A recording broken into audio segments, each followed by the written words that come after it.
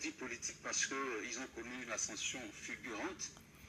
Ils n'ont jamais été ministres, mais ils ont été directement nommés Premier ministre dans ce pays.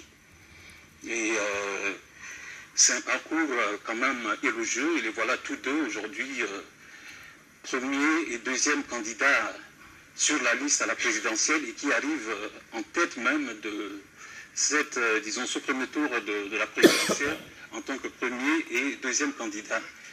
Donc voilà pour cette brève présentation. Nous avons arrêté un ensemble de thématiques qui comportent 10 points que Laure Gina Nganaï Yadibert va vouloir nous présenter avant que nous puissions entrer dans le débat en tant que tel. Merci, je salue tous ceux qui nous regardent et tous ceux qui nous écoutent. Bonsoir à monsieur Georges Amézé-Doyilé. Bonsoir aussi professeur Faustin Koch-Bardira. Il est question à chacun de vous de faire un résumé en introduction de la gestion de la chose publique. Et il est question également de parler de la sécurité intérieure, du désarmement, démobilisation, réalisation, de la réforme du secteur sécurité. Et il est question également de parler de la justice, de la paix et de la réconciliation. Ensuite, nous allons aborder la problématique de l'éducation, de l'emploi, du paiement des salaires, des pensions et des bourses, du renforcement des capacités du secteur de la communication pour une couverture nationale. Et ensuite, nous allons parler également de la vision politique en vue du relèvement durable de l'économie nationale.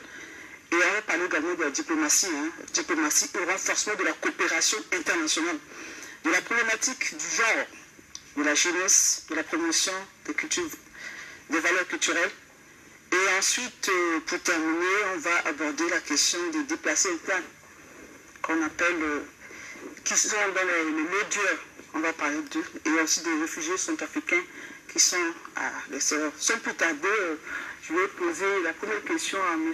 Georges Amézé-Doyilé pour vous faire un bref résumé à son parcours à la primature. Vous avez la parole. Je vous remercie. Je voudrais, pour commencer, vous remercier de cette idée de débat qui est une première dans ce pays. Je profite de l'opportunité pour présenter mes condoléances à toutes les familles qui ont perdu des membres, leurs parents au cours de ces crises-là, et demander pardon au nom de la classe politique centrafricaine pour tout le mal qui a été fait au peuple centrafricain. Pour parler du bilan, j'ai été nommé Premier ministre en temps de crise, comme tout ce que je fais d'ailleurs dans la vie. On me nomme toujours quand il y a crise. J'avais été nommé ministre des Finances auparavant, c'est pour rectifier ce qu'il a dit tout à l'heure. J'avais été ministre des Finances pendant 2 ans en situation d'extrême crise. Et 2 ans plus tard, en situation de crise politique majeure, j'ai été nommé chef du gouvernement. Il s'agissait pour moi de faire quoi? De consolider ce que j'avais fait en tant que ministre des Finances, c'est-à-dire nommer à la tête d'une économie détruite, reconstruire cette économie, ou tout au moins les bases de cette économie, assainir les finances publiques, attirer les institutions de Bretton Woods qui étaient absentes du pays depuis 9 ans. Et nous n'avions pas suffisamment de ressources. Pendant les crises, toutes les entreprises avaient été détruites. Il fallait donc compléter les maigres ressources du pays par des ressources extérieures que nous n'avions pas. Il fallait donc ouvrir la voie par le FMI et la Banque mondiale. Je l'avais fait. Et en tant que chef de gouvernement, j'ai consolidé cette position-là. Et j'ai également organisé et réorganisé l'État. J'ai géré un certain nombre de crises, parce que vous savez, quand on est en situation de pouvoir, on remarque les qualités de chef d'État quand il gère les crises, quand il les affronte et qu'il les gère. D'ailleurs, il faut pouvoir les éviter. Quand il réussit à les éviter, c'est bon. Quand il réussit à les gérer de manière à ce qu'il n'y ait pas de crise majeure, c'est ce que j'ai fait. J'ai arrêté cette crise politique qui était naissante. J'ai organisé des élections présidentielles qui n'avaient pas été contestées. J'ai commencé les réformes de l'armée qui sortaient de 3 mutineries. J'ai permis aux jeunes mutins de réintégrer leur armée nationale et d'avoir des grades d'ailleurs.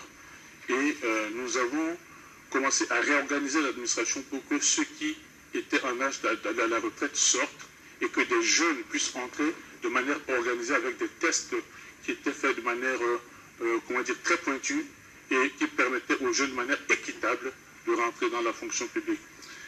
Ça fait 17 ans, donc si vous me demandez de me rappeler de tout, ça va être difficile, mais j'ai posé les jalons d'un État et cela a permis aux gouvernements qui m'ont succédé de gérer avec moins de problèmes. Merci beaucoup. À présent, je passe la parole au professeur Faustin Archange-Touadéra pour nous faire également le bilan de votre passage à la primature.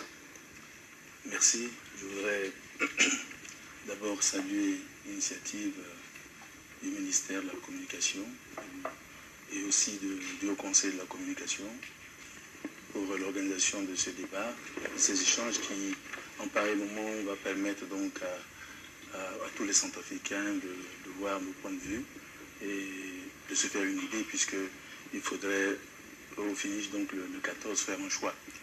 Et donc je voudrais profiter de cette occasion pour saluer le peuple qui, le 30, a été massivement et dans la dignité voté, ce qui a démontré vraiment leur volonté de pouvoir sortir de cette situation que nous connaissons depuis près de 3 ans.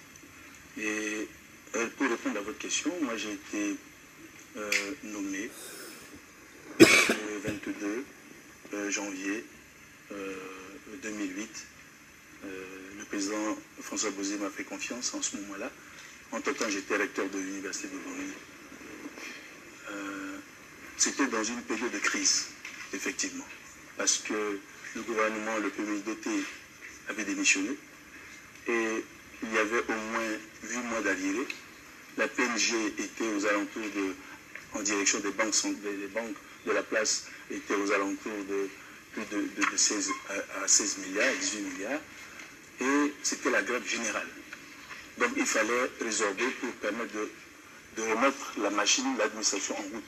C'est ce que nous avons essayé de faire. En discutant, en échangeant avec les partenaires sociaux, nous avons pu mettre en place un cadre de concertation avec eux.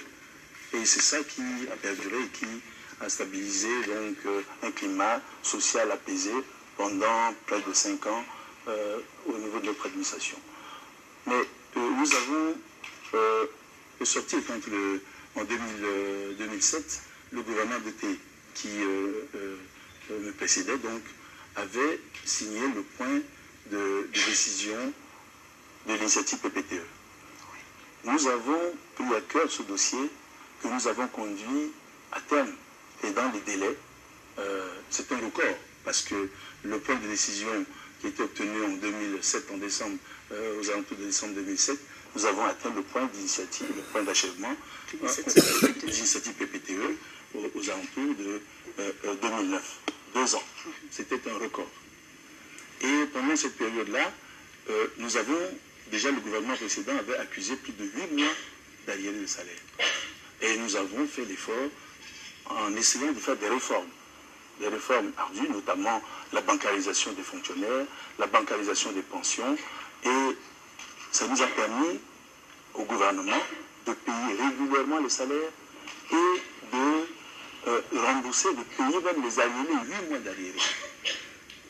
Deuxièmement, nous avons, en cette période-là, vous savez, depuis plus de 23 ans, les salaires étaient bloqués. Les salaires des fonctionnaires étaient bloqués, c'est-à-dire l'avancement n'était pas pris en compte. Il a fallu, avec les discussions avec les partenaires sociaux, notre gouvernement, donc en ce moment-là, a pu permettre le déblocage des salaires, c'est ce que nous constatons en ce moment. Nous avons engagé des réformes au niveau, dans tous les secteurs, notamment les secteurs positifs. Un code minier a été adopté, un code forestier également, le code des investissements, qui a permis donc justement, en voulant essayer d'améliorer le climat des affaires. Et nous avons, dans le domaine de l'éducation, beaucoup de choses ont été faites. Nous avons, en 3 ans, construit plus de 1000 salles de classe. 1000 salles de classe. Et formé 4500 enseignants qui ont été entièrement ou partiellement recrutés avant que nous ne quittions. Alors, nous avons démarré un vaste programme pour l'agriculture.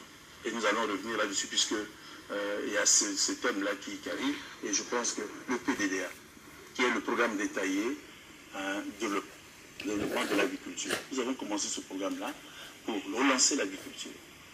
Et je disais tantôt que quand on arrivait, quand j'étais nommé aux affaires, il y avait encore des arriérés au niveau des cotonculteurs.